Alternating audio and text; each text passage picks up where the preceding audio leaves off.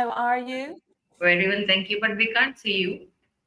No, I don't know why.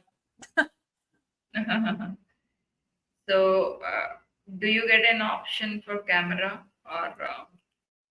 Yep, I set it up the last time and it took me to something else. Then I followed the link again this time and it's taken me here and I couldn't set anything up. So, Can you share your screen so that I can help you out? yeah, 1 second.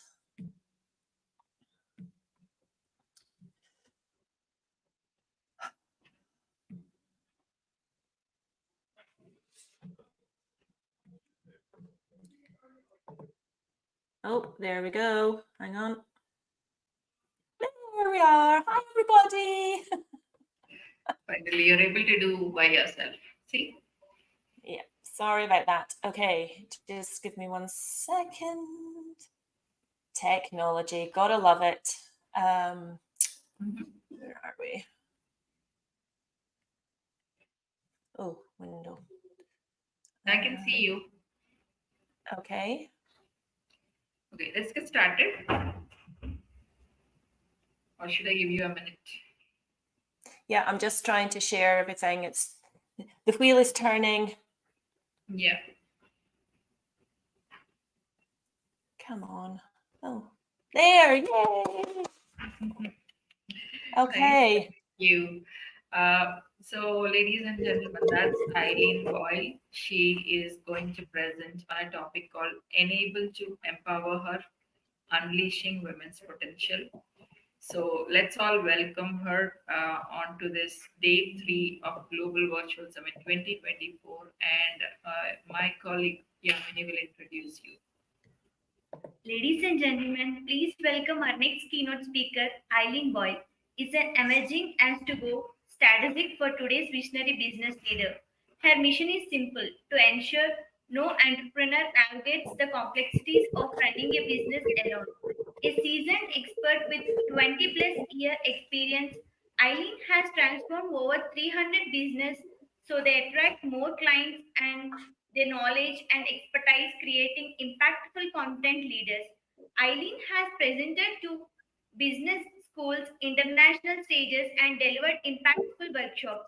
She has judged innovation competitions and co authored a book aimed at empowering women in business, standing as a beacon for these to navigate the future of business. That's great to know about you, Ali. The stage is all yours. Please continue. Thank you so much. I'm really super excited.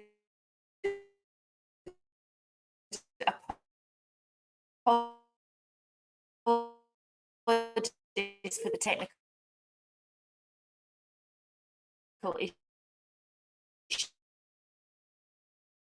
issues that I had before there. So today I want to talk about what happens when you really unleash women's potential in sales.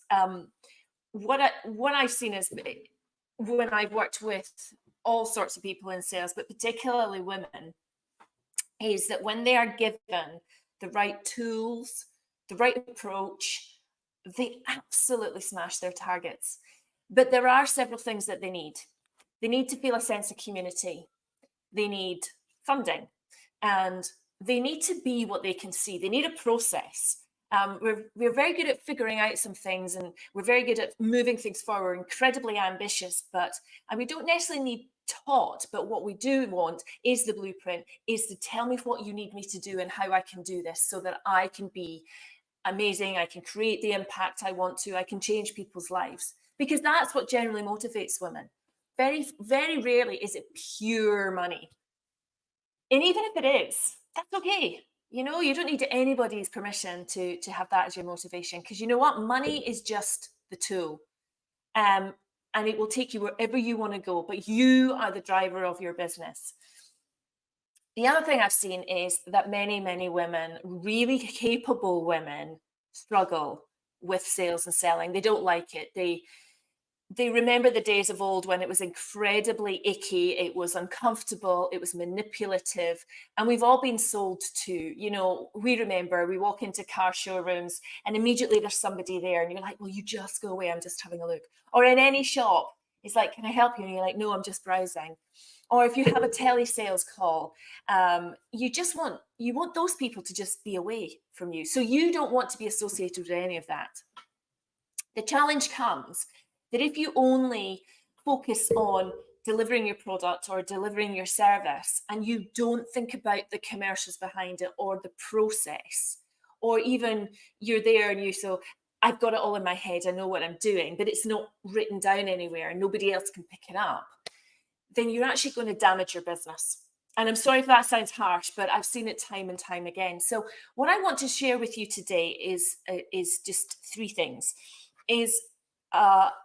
What happens when we take intentional action, a couple of strategies that you can use to move things forward, and also then I'm going to use that as an example of how I pulled together my particular offer. So a little bit of background with me, if I can just get this to move along. Oh my goodness, technical problems. There we go. So this is me now, but it wasn't always so. This business I started 4 years ago, and it was in direct response to having worked with so many business owners before who were exactly as I just described. They didn't want to do sales, they hated sales, they wanted to get away from it, but they knew that they had to sell, they wanted to do it differently.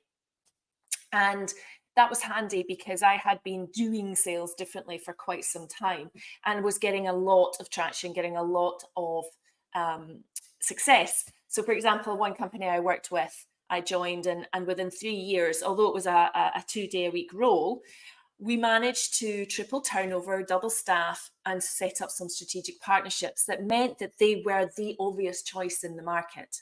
And things like that bring me great joy, and it brings me joy to see the business owner.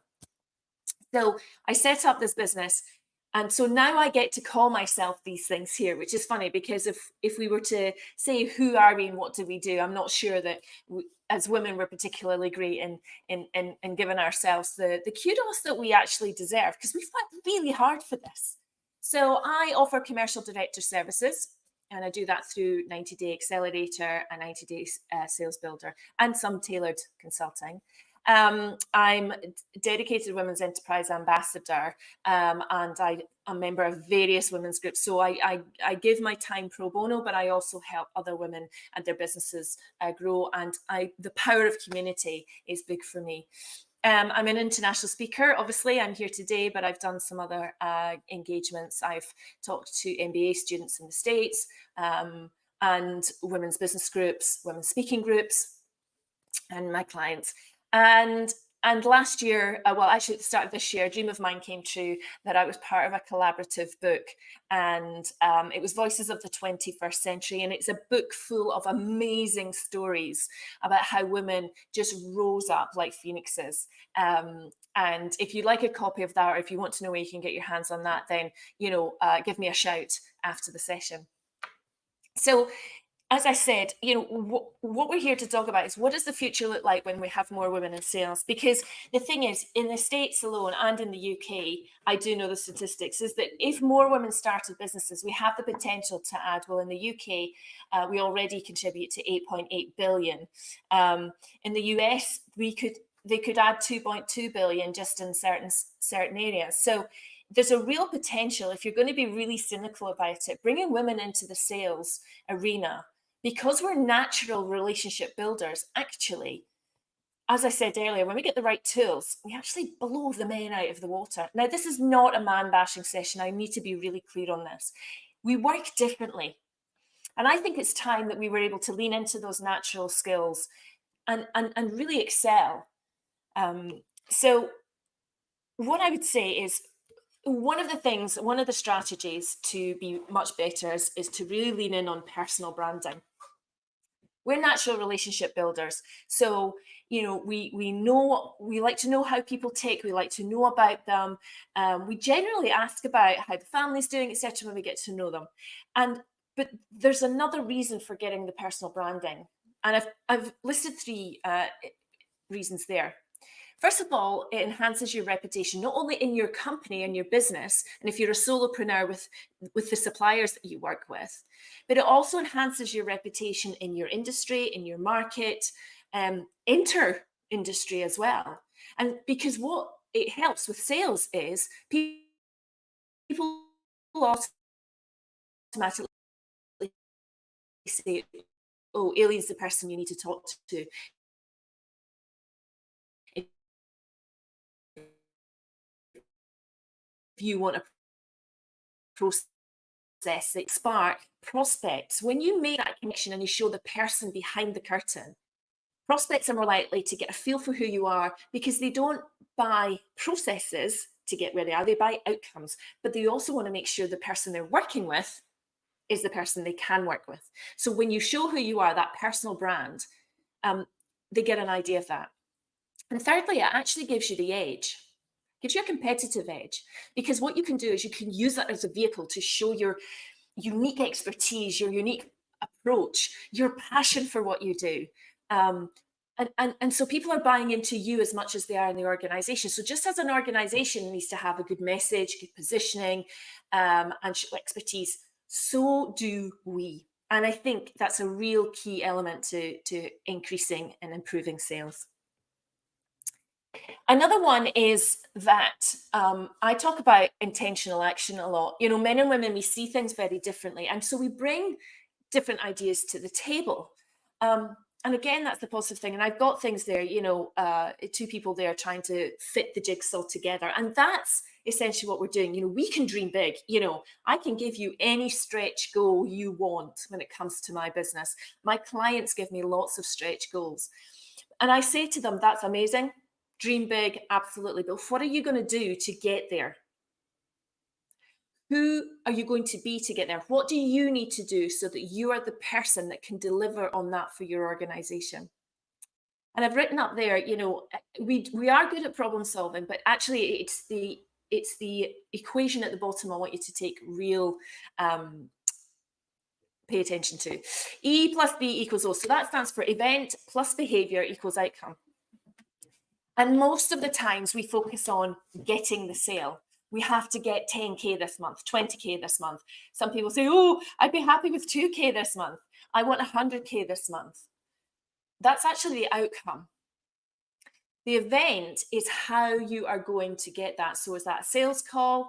Is that leads? Is that a speaking engagement? Are you networking? And the B is the behavior. Now, here's the thing. Behavior has two parts. There's your behavior, which you have 100% control over. But there's the prospect's behavior, which you have 0% control over. Yes, you can influence them, but ultimately, you can't control how they're going to be. But if you focus on your behavior, if you focus on the event there, that's intentional action, and you're more likely to get to your outcome. So next time when you're looking at your goals and you say, right, my financial goal, which is an easier one to is I want to have 20K this month. When you go into your conversations, don't be focusing on, I must get the sale, I must get the sale, I must get the sale. Focus on what can I do to guide and support this person so that I may help them make the right decision for them. And I'm telling you, you're more likely to get the outcome that you want. So try that one out. Let me know how it goes. That's something that you can implement straight away. Balancing technology and human-centric approach sounds very highfalutin tootin, but do you know what it is? As women, we love a process. Okay, I don't know. Mostly women, we love a process. We like a step-by-step. When we go into coaching programs, we're not really going for the coaching as such. We're going for the tell me what I need to do and tell me how I can get there. I need the answer. And the further up you go in your business and the bigger your business is, the more the owners just go, tell me what you need to do. And then eventually they go, do you know what, just you do it. Because it's a process there. We love a process. We want to know where we're going. So what I would say to you is, if you want to excel in sales, invest in tech. And there's things like, if you do nothing else but sign up to Sales Navigator and LinkedIn, the next stage on from that might be using something like, and there is others available, something like Expandy, which allows you to set up a workflow for your LinkedIn outreach. If you don't have a CRM, at least have a spreadsheet so you know what's happening, who you're reaching out to, how you've reached out to them, where you are in your process. And we love people. So when you take that human element, when you're designing your product, designing your service, you learn to become what I call a client whisperer. And how you do that is that you design your products and services for the client's needs. It's not about you. And again, technology can help you do that. And then thirdly, we love community and we enjoy being with people who lift our game. So if you have the opportunity to spend time with somebody who you perceive is someone you want to emulate with, find a way to spend time with them, find a way to connect with them, ask them questions, because that's how you are going to excel, because we can only be what we can see. Does that all make sense to you? I'm sharing an awful lot of information here, and I'm just having a very quick hello and saying, oh, hi, there's lots of people saying hello. I just want to give a wee shout out. Jessie Williams, hi. Julia Nelson, hi. Mariam, hi. Shelley Moore, hi. So thank you so much for saying hi in the box. But hopefully those 3 things will help, because at the end of the day, I love this quote from I do always love a quote. Is every single one of the happens when, in fact, selling and sales is not a dirty word, that it is in fact something that we should embrace, that we're actually really naturally good at it because we are relationship builders, we're problem solvers, we're empathic, because we love a process, because we're very good at active listening, because of all the things that I've mentioned before. You can absolutely fly. And that's what I help. That's what I help business owners do, particularly women, but everybody. And that's what I love. And that's where the personal branding comes in. So it's not the longest of presentations today, but I wanted to show you how I then linked all of that to my particular offer. Because I mentioned to you there was a 90-day sales accelerator. So my clients want a process, so they want a blueprint. They want to become, oh, there's a typo there. They want to become the brain surgeon of their sector. And they want to become an excellent closer. They want to be able to close sales. They want to be able to onboard clients and handle objections, but not be salesy. So when I understood that that's what my clients wanted, I put it together in a sales accelerator program. And then I thought, what else can I give them? Well, I can give them cheat sheets. I can give them access to my little black book of suppliers, and I can give them referrals so that they get discounted on technologies. How do I bring that to market? Well, I have a strong personal brand. I do speaking gigs. I make sure I understand what's going on. I use technology. I take intentional action so that people know that this is what is here. This is what I want to this is what I want to talk to them about, because I know what their problems are, because I took intentional action to find out what their problems were. Does all that make sense? Can you see how that could be applied to your business? I wonder if anybody has any questions about what I was saying. I'll give you a moment to put them in the box, because I guess what I'm then saying is, if you have the bravery and the boldness to create your future, that's also taking an intentional action. That's also based on personal branding, and that's also based on getting the right technology. Thank you so much for your time. And I've got another spelling error there. You can see spelling is not my strong suit. Sales processes, I'm your woman. Spelling, not so much.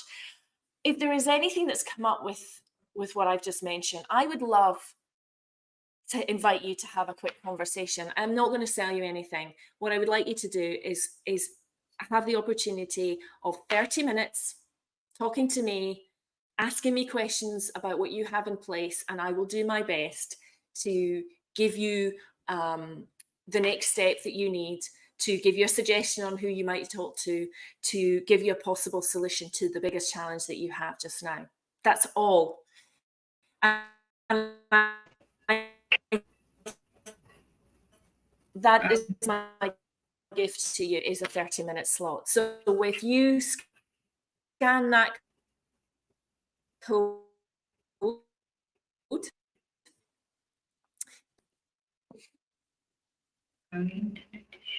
Yeah. I'm done.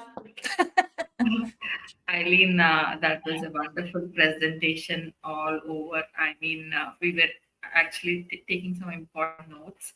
So, ladies and gentlemen, please take a screenshot of this one. Also, you can post the same thing in the chat, okay? And people will reach out to you. So, her topic was unable to empower her, unleashing the women's potential. What a phenomenal speech, Eileen. Thank you so much. And we have many questions from the audience, but I'm taking out the best one from them. Can you share a favorite success story from 300 plus businesses you have helped to transform? And what do you look for when judging innovation competitions? Fantastic questions. Okay, so let me take the innovation part first.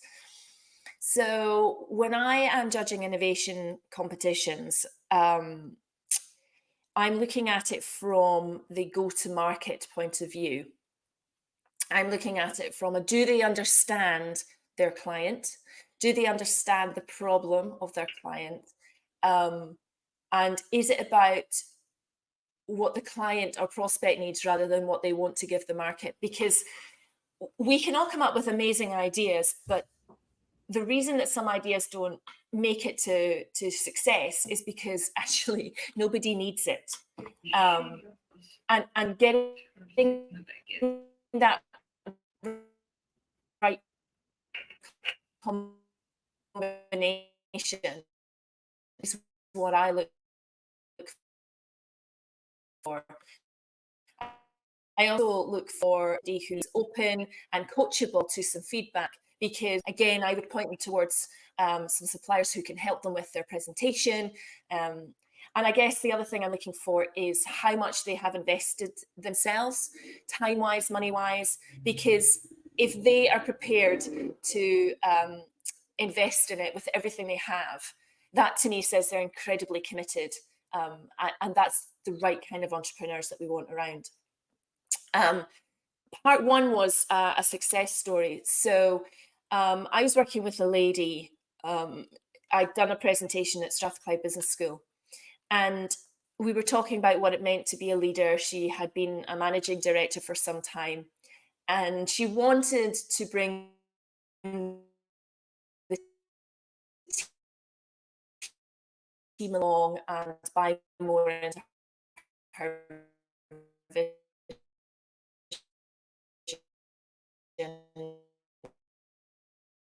Eileen, thank you so much. But I asked her the simple question: what if I could show you a way to do that now?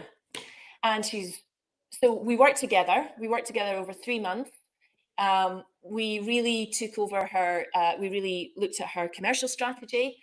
We did a strategy day with the team, and she actually bought the company that she worked for within 6 months, not 18 months. And now she's absolutely flying in that organization. And I am so proud of her. And I really hold that up as one of the success stories. You Sure. should be right. You should be proud of her. Wow. So that's what makes you special, Eileen Boyle. So what a wonderful speech altogether. We thoroughly enjoyed everything. And thank you so much for being here on the Global Virtual Summit 2024 on WEN conferences, Ideas Global Pro Summits, and Icon Global Conferences. So thank you so much for being here. And it's an honor for us. Please continue to support the other speakers in the upcoming sessions, and also please do attend our Miami in-person conference. Thank you so much. Thank you. Have a great day. Bye, Eileen. Bye, everybody. Thank you. And hi to everybody, Cynthia and everybody else that was there. Thank you. Take care. Take care. Bye.